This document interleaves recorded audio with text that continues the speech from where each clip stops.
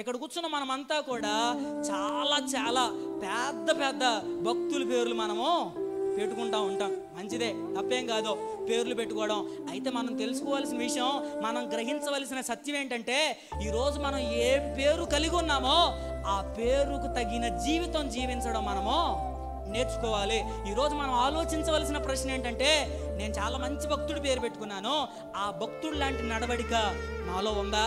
ఆ భక్తుడు లాంటి ప్రవర్తన నేను కలిగి ఉన్నానా? ఆ భక్తుడు ఆయన జీవిత విధానం నాలో ఉందా? నా పేరుకు తగిన జీవితం నేను జీవిస్తున్నానా? ఇక్కడున్న ప్రతి ఒక్కరికి కూడా ఇది ప్రశ్నే. మీరు వ్యక్తిగతంగా ఆలోచించండి. నిజంగా నాకు దేవుడు మంచి మంచి పేర్లు ఇచ్చాడు, మరి ఈ పేరుకు తగిన జీవితం నాలో ఉందా లేదా?